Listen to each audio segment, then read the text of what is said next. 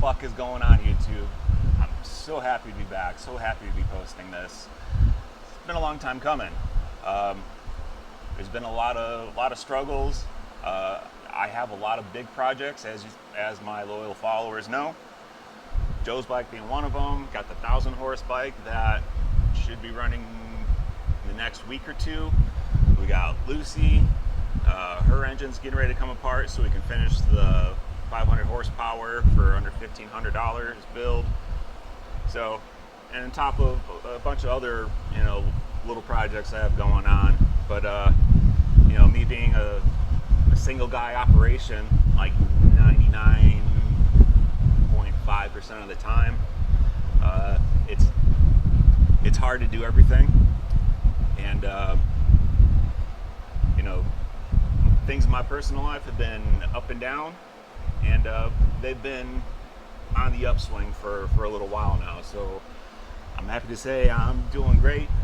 I know I've been away from social media for a while, but what I want to do today is, so this is the second day Joe's bike's been on the dyno.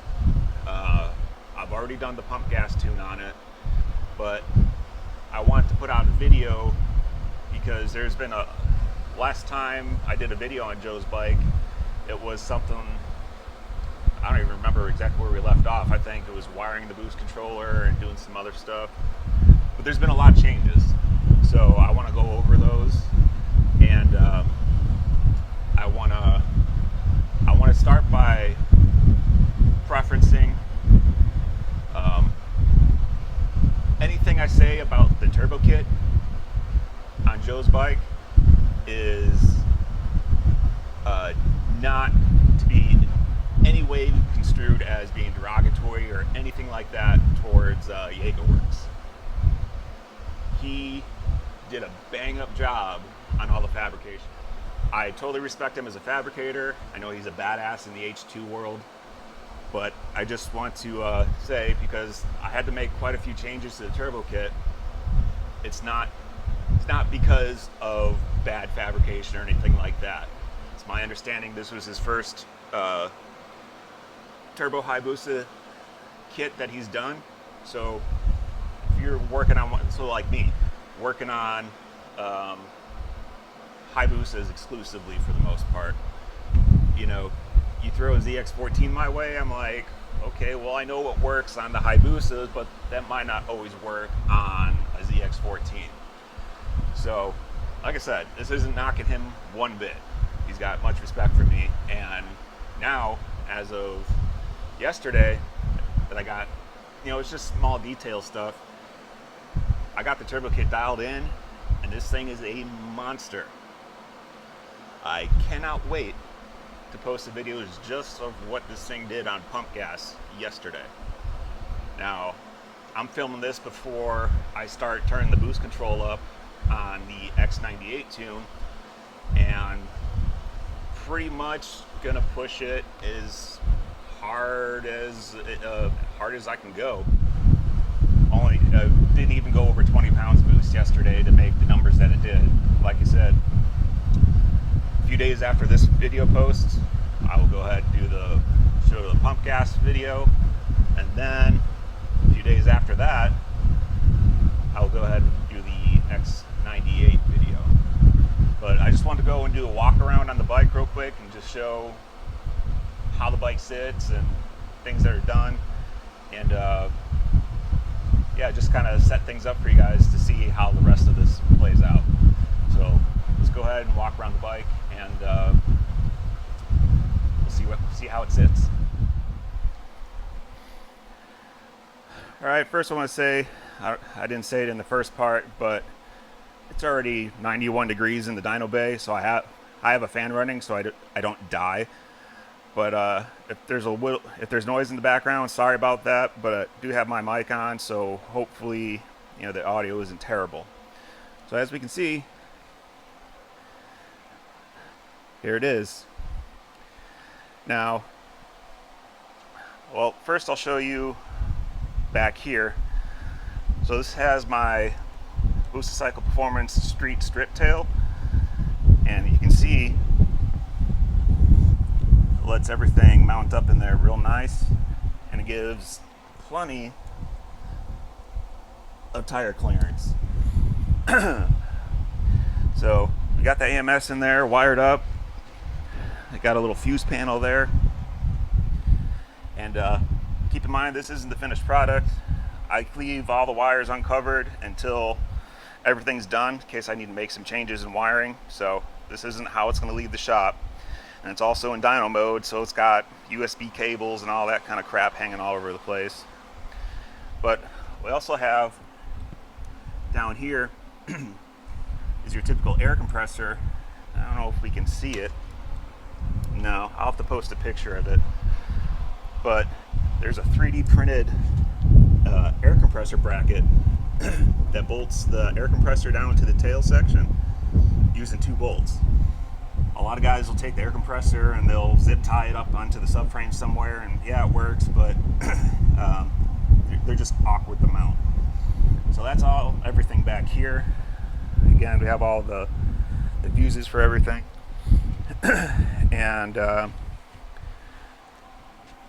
made a video about this back in winter about how the NLR boost clutch works, and I'll probably post that,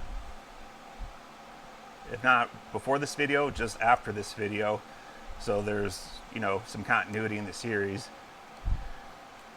But those are the boost control solenoids. You see back in there, there's a flex fuel sensor in there. So let's talk about what I had to change.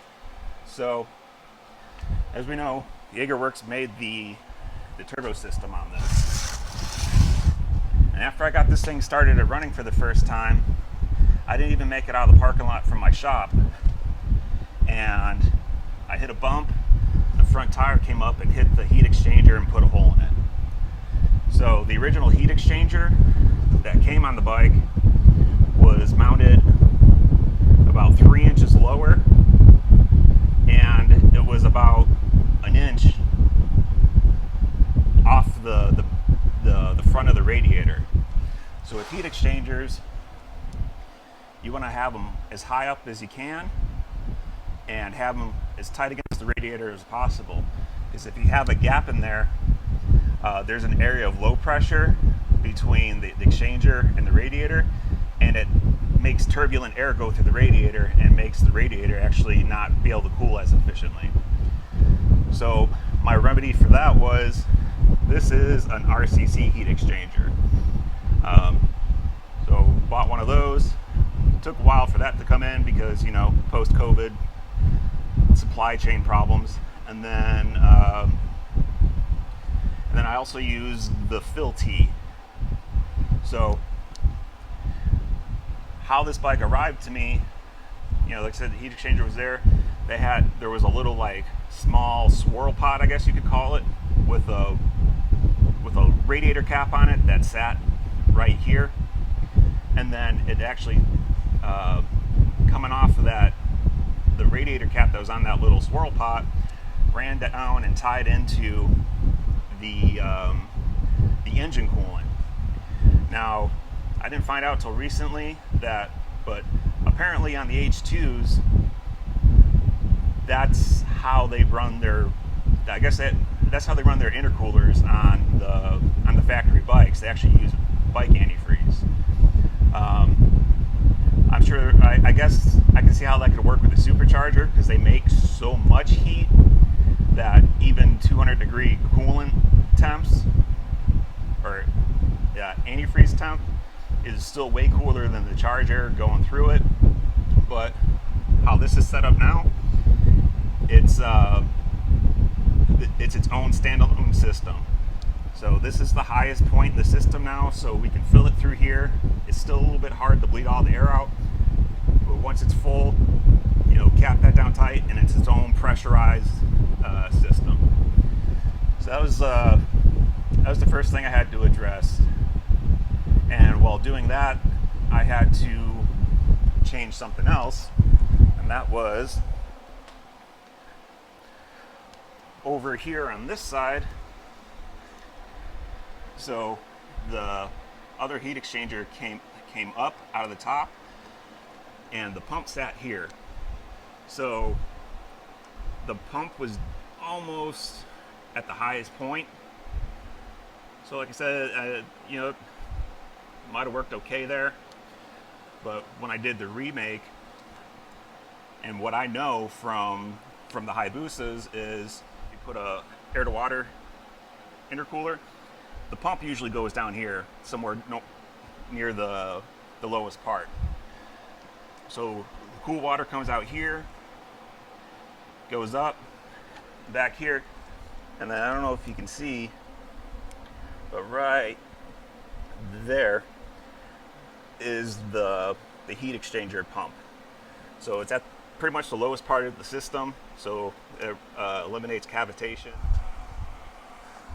So what it does is it comes out of the pump here into the lowest part of the intercooler, and then it comes out on the other side. The fitting on the other side is a little bit higher than this, and that comes out, goes around the intercooler, through, back, and then drops back down. And I had to do it 2 times. The first time it was sitting there, the temps weren't really staying where they should have. I changed some stuff around, and now with 20 pounds of boost on a 100-degree day yesterday, we were only seeing like a rise of like 20 degrees. So 20 degrees over ambient air temperature, that's pretty ideal. But we'll see how it holds up once we start throwing a ton of boost at it. Oh hey, got a stick bug there. What's up, dude? So had the intercooler fixed, put it on the dyno, starting to make some pulls, and what I found was the boost, it had really bad boost creep. And so what I did was I pulled the spring out and made a hit, and technically it shouldn't make any boost. Made a hit, and without a wastegate spring in there, it still made 5 pounds of boost. It's like, okay. So then I went and I took the wastegate off completely, and it still made 5 pounds of boost. So if the wastegate's where it should be, you should make 0 pounds of boost. But that wasn't the case. So what I had to do is I had to cut off the old wastegate where it goes into the turbine housing, and I'll post some pictures of it while I'm talking about this. I had to redesign how the tube coming out of the turbine housing, how it interfaced and how it angled into the housing, and then rebuild. You finish that out, and then had to build another dump tube. The result of that is now it has a 4-pound spring in it. That was the same spring that I had in it before. So now on 4 pounds of boost, or on wastegate, it makes exactly 4 pounds of boost, and it comes in a lot earlier, and it comes up and it just plateaus. Whereas before, it didn't make any boost until like 9,000 RPM, and then all of a sudden it would just go up on its own with no wastegate on it. So that problem's fixed, and now we got rock solid boost. So that's why I went ahead yesterday and started turning it up, and this thing's putting in work now. So yeah, that's what I got. Please like and subscribe to the video. Got a bunch of really cool stuff coming up here really soon. So like I said, hit the subscribe button, and I'll see you guys soon.